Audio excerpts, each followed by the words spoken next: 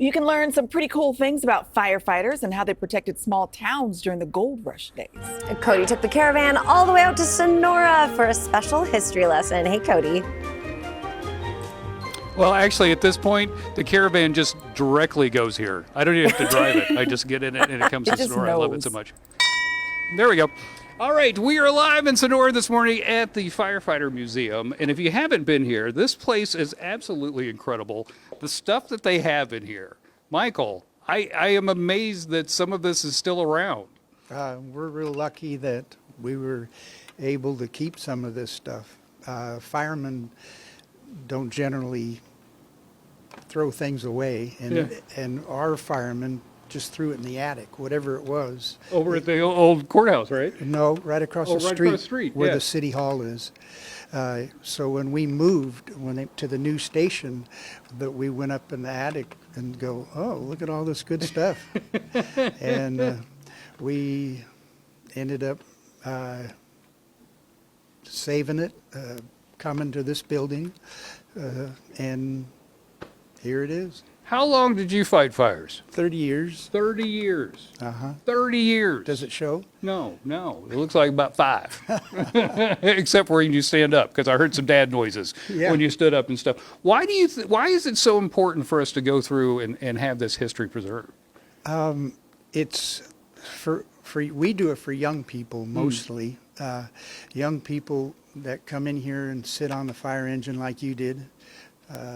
They get excited, and that's what we want to do. We want young people to think about the fire service, and they see things like the toys, and they get to go on the engine, and all the little kids ring the bell. And they want to come back, and that's what we're here for. Also the history from 1852 is pretty rich, and it's worth preserving. Absolutely. We got a couple chiefs here. We got Chief Amy. We got Chief Gregory. This is my friend Jim too. Good to see you, my friend. And you fought fires, but you volunteered. Right. How long? About 14 years. That's a long time. Let's talk a little bit about, so we've got all this stuff from back in the day. If a young firefighter saw that stuff, do you think they could operate this stuff from back in the day? I think they'd have to go online and YouTube it to see exactly how it works. But a lot of it's hand generated, so like the hand pumper, you actually have to use your brute force to pump that to get water out of it.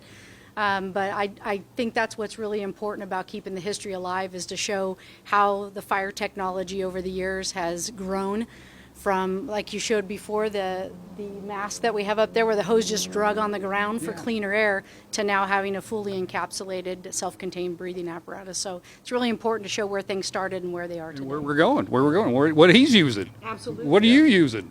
Buttons. No, we do some stuff kind of a little bit old school. A lot of our pumps are still manually controlled. We don't opt to have a lot of the newer technology, just less problems. Oh, I see. Yeah, it makes sense. Okay, well, we just begun. I'm telling you, you could spend probably a week in here and not see everything. Matter of fact, Chief Amy was telling me that she comes in here and she still sees stuff that she's never seen before. All right, so that's all coming up. Back to you guys in the studio. Cody, I hate to tell this to you, but you are woefully lacking in facial hair. Woefully. I know. Those gentlemen I know. I feel like I needed a mustache. They are classic. Look at them. Yeah, I know. Step your game up, buddy. Okay. Thanks, Cody. Let's take a little trip back in time when the state was shiny and new. There was gold in water, and firefighters needed a way to get to that precious liquid. So we'll check back in with Cody, who's getting a little history lesson with the Caravan this morning. Hi, Cody.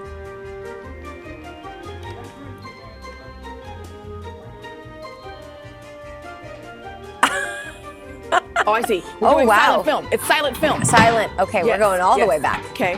Oh, there it is. Oh, okay, there I'm it sorry. is. It was in the fire bucket. It was in the fire bucket the whole time. So we just tried to demonstrate how it would work with the original firefighting equipment. Wow. That's right. This is what Sonora had in the 1850s, just buckets, and that was how they saved the foundation. Everybody would have to line up like that. Yeah. The town would come out. There would be these buckets around town, and also people didn't want the fire to get to them, so they had their own buckets, and they would when they heard the bell ring, they'd come out and they would join in and make a line from the fire to the bucket and try to put the fire out. So one of the things, like, show them the bottom of the bucket. Notice how the bucket is rounded. It is not a flat bucket. Why is that? Well, it keeps the water from sloshing, and also it isn't much good for anything else because it won't stand up. Take it. Now, the thing about buckets is that most people, like I said, have them because they didn't want their place to burn down. Well, if someone wasn't capable of making the fire, they'd just take their bucket and throw it out in the street, and someone that didn't have a bucket would pick it up and then get in line. Oh, yeah. Yeah. Okay, so this is it. This is the OG. Yep. Now let's get into some real technology here. When was this? 1876. 1876. What Right. is this contraption right here? It's what was called a hand pumper. It was all pulled by men, pumped by men. The black hose dropped into water, whatever they could find, a stream, a tank, a cistern, whatever. And then with the hose carts, like behind us, it would take hose from there to the fire. So this went where water was. Okay. And it took care of the bucket brigade. And so you put a minimum of 12 people on each side, and you had to have 2 teams, so it took 48 people to pump this. 48 people. Right. So 12 on this side, 12 on the other side. When they pushed this side down, it worked like a teeter-totter. The other side went up. And then they pushed down, and this side went up.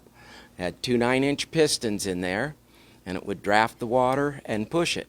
And people always ask, how hard was it to pump? And I always tell them, it's how far were they pushing water? Yeah. Okay? Yeah. Because remember, this was at a water supply, which for Sonora, bottom of the hill is a creek, Sonora Creek, or Woods Creek over the hill here. And so they went to usually one of those 2, or there was a few tanks scattered around town, and they had to pump water from there. That is wild. Wild. That's just one of the things that you will experience here at the Sonora Firefighter Museum. I'm telling you, you got to come down here and just carve out a day. Carve out a day. There is so much to see. So we'll learn some more coming up. Back to you guys in the studio. At least 24 people, 12 on each side, just to pump the water. Yeah. I'm telling you, the things that we take for granted in today's technology That's right. and mechanisms. Yeah, we're Something spoiled. else, right? Thanks, Code. Welcome back, Cody's Caravan. We're live in Sonora this morning at the Fire Museum. I'm learning so much stuff, Michael. So much stuff. Okay, so let's talk about uniforms. I didn't realize there were so many things behind what we're looking at here. Well, it's evolution over time, mistakes made and learning from them. And fortunately, firemen do that eventually. Anyway, we'll start with the helmet. Let's start with the helmet. Okay, the one you're wearing right here. Mine is a New York style, a typical example of 1700 fire helmets. They one of the things about them is that they were designed to identify you when you were going to a fire, because insurance companies were involved in firefighting and different things like that. So this shield has where I'm from, the Sonora Fire Museum, what town, and my name and my rank. So when we show up at a fire, whoever's in charge, they can just look at my helmet and say, go get a shovel. Yeah, they identify and they'll know what you can do, what you can't. Yeah, with me, that's what they did. Get a shovel. Now, this one that's metal. It's a light duty one, yeah. The shape of it is designed to keep rocks and dirt and debris off of your head. And then the bill is for running it off the back of you so it doesn't go down your neck. Say I'm going in this truck right here. There's a fire and it's snowing or rainy. How do I wear my helmet? Well, there's no windshield on that thing, so you turn the hat around and you wear it this way until you get to the fire. Ha! Now the helmet I'm wearing, this is actually leather. Yeah, this is a 1900 helmet made out of aluminum. They tried it for a while. It worked pretty good, but most guys nowadays just stick with the old leather one from 1700. And I understand this is third generation helmet, but it's beautiful. Yeah, it really is a piece of work. Let's talk about the uniform. Didn't used to everybody have a uniform? Why did we start wearing uniforms? Well, Which is surprising. I hate to say it, but in the 1700s, again, the firemen had buckets and they had wet burlap sacks to put fires out with. And it wasn't usually very effective on bigger homes. And so mainly the fire department salvaged. They took everything out of the house, tried to save the important things, pictures, silverware, and of course the ever important bed, one of the most valuable things they had in those days. Anyway, so all this stuff is out on the lawn and that the firemen drug out, and it was a big deal for looters. The looters would come and they would just start picking up stuff and walk off with it. The police didn't know who was Who's the looter or who's the firefighter? Yeah, or what was going on. So the fire department said, well, we'll get a brightly colored shirt with our name on it and a badge, and when the police see somebody in a cotton shirt and shorts wandering off with the family heirlooms, they could stop them. That is fascinating. More from this fascinating museum coming up in just a little bit. We'll talk about how you could alert the fire department in different areas that there's a fire. Now, keep in mind, there weren't cell phones, so you couldn't call somebody. And that technology was being used not too long ago. We were still using it not too long ago. That's coming up next hour. Back to you. History. All right. Thanks, Code. Way to go. Well, you can learn some pretty cool things about firefighters and how they protected small towns during the gold rush days. And Cody took the Caravan all the way up to Sonora for a special history lesson. Hey, Cody. Oh my goodness, there was a fire. I saw a fire, but I've got to alert the fire department. The Call year, your phone. yeah, well, it's 1845. Well, then what are you going to do? I don't know, Jim. Tell me, Run Jim. down the street and look for one of these boxes. Okay, tell me how this works. Okay, box 41. Okay? Doesn't mean anything to you, does it? No, it does not. Okay. But when you read this and open this up like it tells you to do, and you pull this down, the fire station gets 4. Pause. 1. 4-1. So that means that box right there. That box has now been called. The fire station's hearing that ringing as you hear it now, and it was blowing an air horn on the roof so everybody in town could hear that there was some sort of fire near the vicinity of box 41. And then all the residents, all the business owners, everybody knew what their number was? You're right. So if your number started with a 1, you were in the business district. And 2 was in another area of town, 3, etc., for the different areas of town. So you knew by the first digit what part of town it was in, and the last digit told you on which pole it was on. And everybody had a chart in their homes or in their wallet that told you where each number was. So Okay. you knew exact location, and it usually was on a street corner.